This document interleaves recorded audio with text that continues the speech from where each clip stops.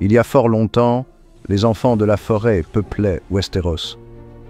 Ces créatures mystérieuses et anciennes vivaient en harmonie avec la nature, utilisant leur magie pour protéger les forêts et les rivières. Leur existence était un secret bien gardé, connu seulement de quelques-uns. Ils étaient petits et dotés de pouvoirs magiques. Leur magie était ancienne et puissante, capable de manipuler les éléments et de communiquer avec les esprits de la nature. Les enfants de la forêt étaient les gardiens des secrets du monde, veillant sur les terres avec une sagesse millénaire. Mais ils étaient menacés par les premiers hommes. Il y a des milliers d'années, les premiers hommes ont vécu ici, là où nous nous tenons, durant toute la longue nuit. Ces nouveaux arrivants, armés de fer et de feu, cherchaient à conquérir les terres des enfants de la forêt. Les premiers hommes étaient grands et forts, et leur technologie primitive mais efficace les rendait redoutables. Pour se protéger, les enfants ont créé les autres. En désespoir de cause, ils ont utilisé leur magie la plus sombre et la plus puissante pour créer une nouvelle forme de vie, une arme vivante qui pourrait repousser les envahisseurs. Cette décision allait changer le cours de l'histoire de Westeros à jamais. Ils ont utilisé leur magie sur un premier homme capturé, le transformant en le tout premier marcheur blanc.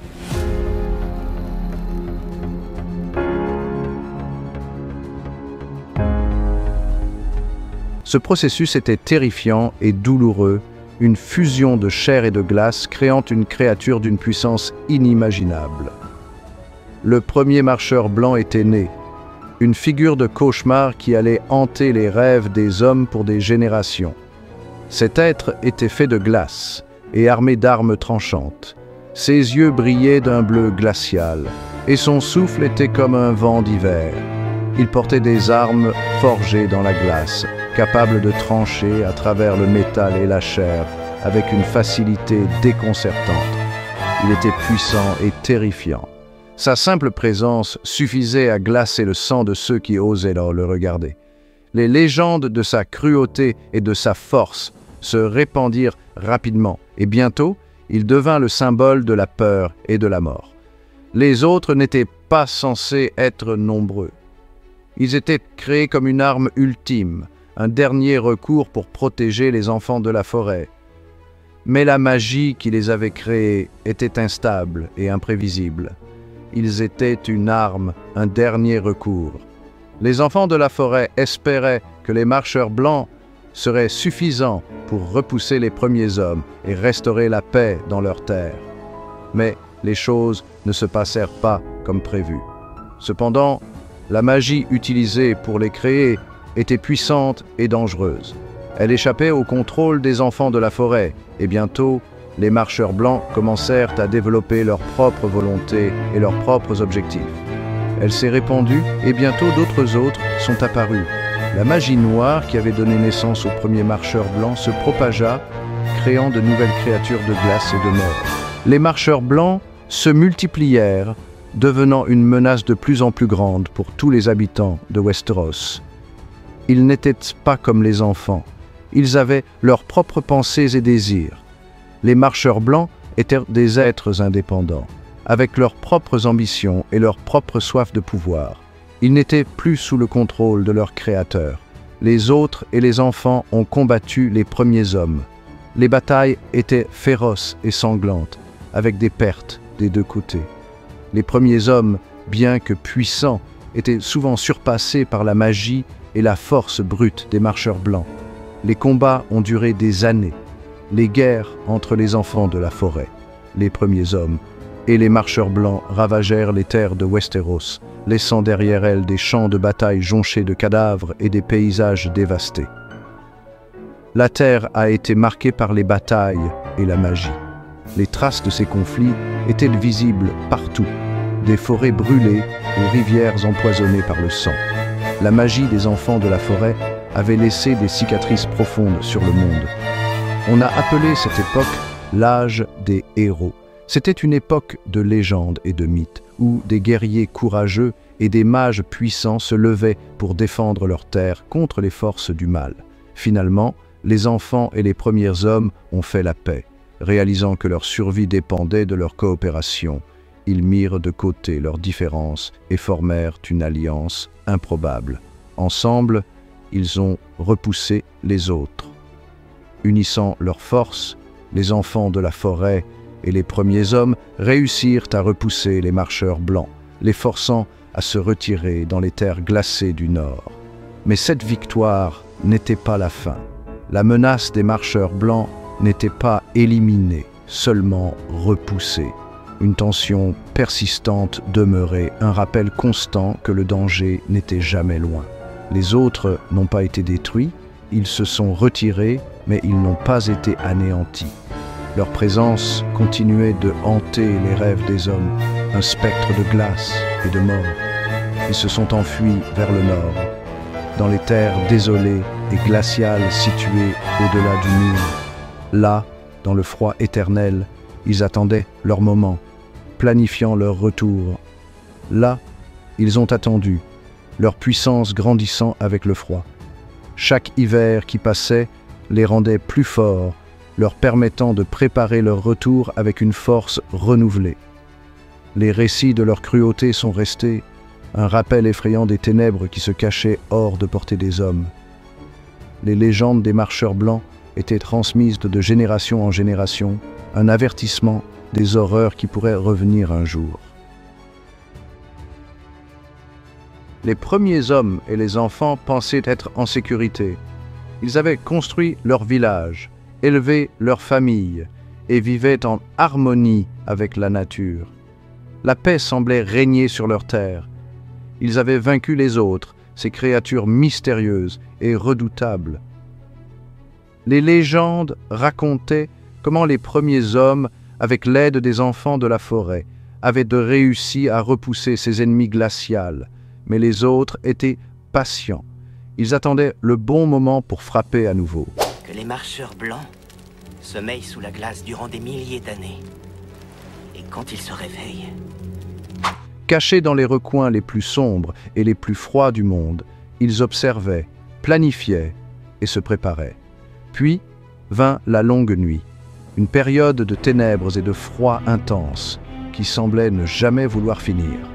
Les jours devinrent des nuits, et les nuits devinrent des cauchemars sans fin. Le soleil disparut pendant une génération, les cultures moururent, les animaux périrent, et les hommes commencèrent à perdre espoir. La lumière et la chaleur devinrent des souvenirs lointains. Le monde fut plongé dans les ténèbres et la glace. Les rivières et les lacs se figèrent. Les forêts se transformèrent en déserts de neige et les montagnes devinrent des forteresses de glace. La peur s'empara du cœur des hommes. Chaque souffle d'air glacé rappelait la menace imminente des autres. Les villages se barricadèrent, les familles se regroupèrent autour des feux mourants, espérant survivre une nuit de plus. Pendant la longue nuit, les autres marchèrent vers le sud.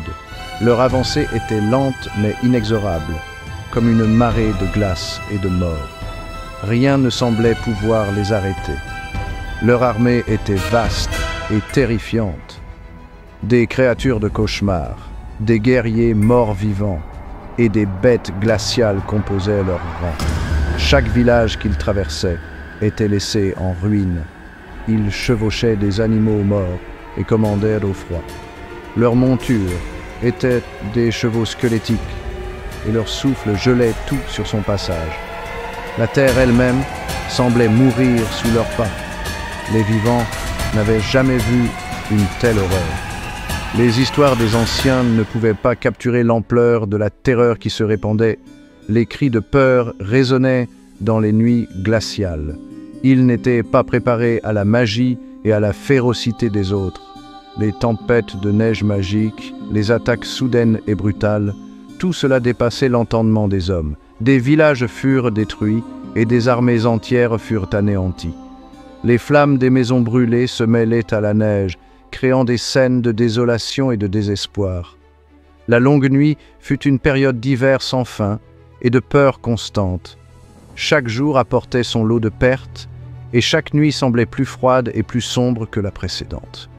Les autres tuaient sans discrimination, ne laissant derrière eux qu'une traînée de glace et de mort. Les champs de bataille étaient jonchés de corps gelés et les routes étaient des sentiers de destruction. Les vivants se sont défendus du mieux qu'ils pouvaient, mais leurs armes semblaient inutiles contre la magie glaciale des autres. Les épées se brisaient, les flèches se perdaient dans la neige et les boucliers se fendaient sous le froid intense. Le monde était au bord de l'effondrement. Les royaumes tombaient les uns après les autres et l'espoir s'amenuisait. Les hommes se demandaient s'ils verraient un jour la fin de cette nuit interminable. Au moment où tout espoir semblait perdu, les héros des hommes trouvèrent un moyen de riposter. Des guerriers courageux, des mages puissants et des stratèges ingénieux se levèrent pour défendre leur monde.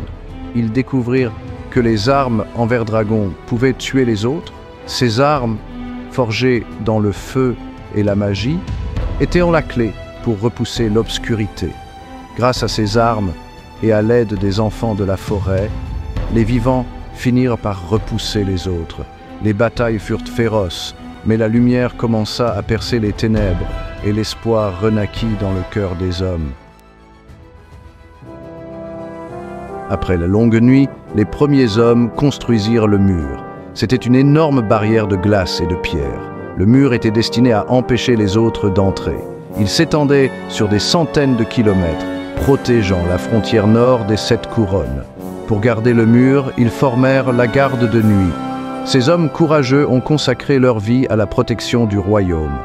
Ils ont juré de défendre le mur contre les autres, même si cela signifiait donner leur vie. Je suis l'épée au cœur des ténèbres. Je suis le guetteur sur les remparts. Le bouclier qui protège les royaumes des humains.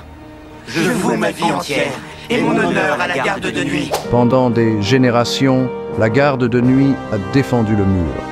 Ils ont affronté les dangers du Nord, des animaux sauvages aux conditions climatiques difficiles. Mais la menace des autres était toujours présente dans leur esprit. Les histoires de la longue nuit se transmettaient de génération en génération. Ces histoires leur rappelaient l'importance de leur devoir. Au fil du temps, les histoires sur les autres sont devenues des légendes. Les gens du Sud ont commencé à douter de leur existence. Ils qualifiaient ces récits de simples histoires pour effrayer les enfants.